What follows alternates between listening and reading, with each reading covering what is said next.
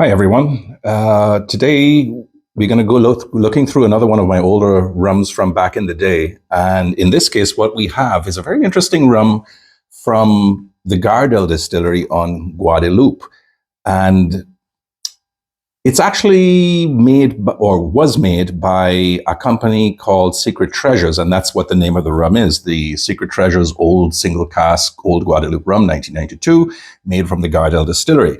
Now, Secret Treasures doesn't exist now in the same way that it once did. The brand name still does, but in 2005, the original Swiss company sold it off to Haramex, which is a big spirits combine in Europe, and they're the ones who are now producing the Secret Treasures line of rums, and they made some pretty good ones in their older days, like the St. Lucia Vendôme and John Doerr, still from those were really quite interesting pieces of work.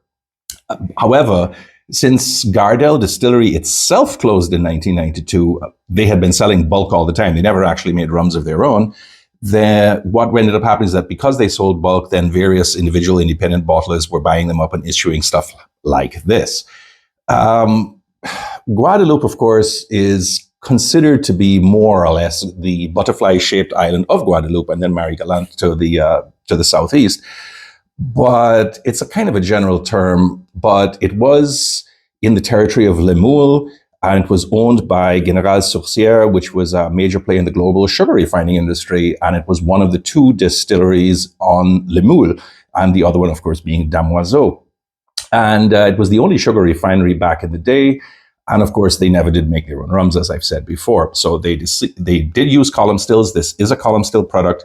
And the curious thing about it is that nowhere can I find any absolute confirmation that the rum was either a molasses-based rum, which Guadeloupe does make, or a cane juice rum. And in point of fact, it is called an RUM, not an RHUM, which suggests that it is, in point of fact, molasses.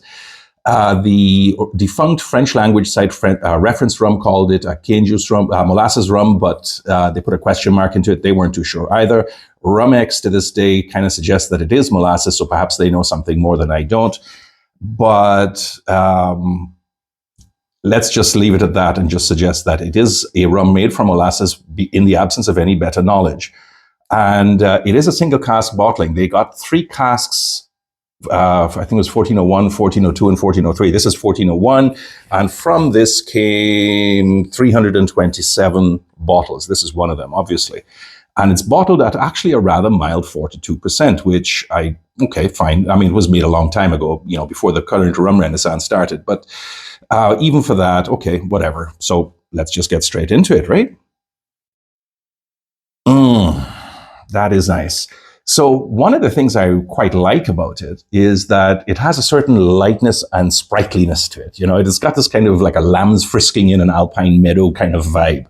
It's got flowers, honey, some 7-Up, Sprite, those are light, crispy kind of flavors, and a little bit of white chocolate, freshy fruits, peaches, apricots, sultanas, raspberries. It's not particularly fierce. It's not particularly savage. It really is quite nice. It's very laid back, and it's almost standard strength, but it's a very enjoyable nosing experience.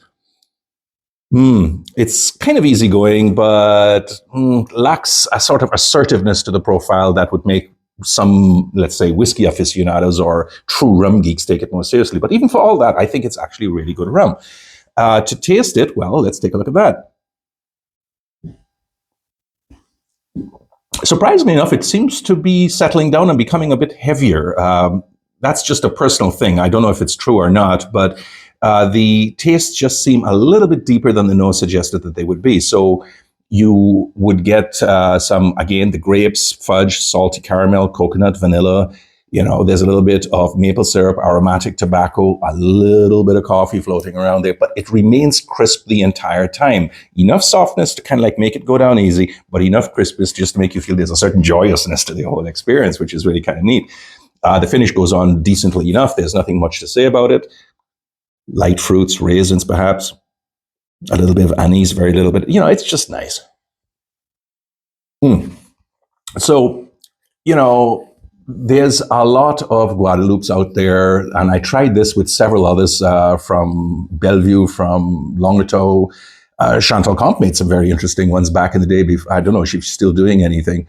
But the important thing to understand about a rum that is this old, it's an 11-year-old that was made in, as I say, 1982 and then bottled in 2003, is that it's not that they don't make rums like this anymore, they just make them slightly differently. And as a consequence, to have something like this dating back from a time before changes were made in our little universe is always a useful experience. And my friend Greg is from Denmark, who I'm going to go and see this weekend, and I'm going to take this bottle with me.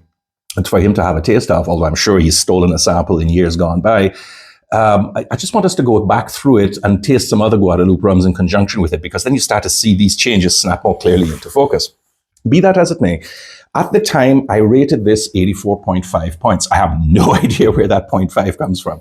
And in point of fact, there is another one by Secret Treasures out there. Now, that one was made in 1989 and was a 13-year-old, and I actually have reviewed that as well. That one scored just very slightly higher than this one. But I mean, as far as I'm concerned, if you can get any of these older rums from this distillery, from so far back, I think you couldn't go wrong by giving it a shot. It really, really is a nice rum, even for that strength. I can't recommend it enough, even though it doesn't crack 90, but for what it is, and I'm sure the price that you're going to get it at, because of course it's relatively unknown, therefore a lot of people aren't going to be looking for it the same way, as an aficionado like me would.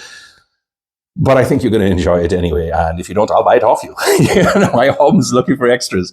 Although God knows I have enough in my stashes right now. So that's pretty much it for today. And we're going to look at some others going through. I think I'll dig into my stash and see what else I can find. But for now, have a really good evening. Take it easy. Bye-bye.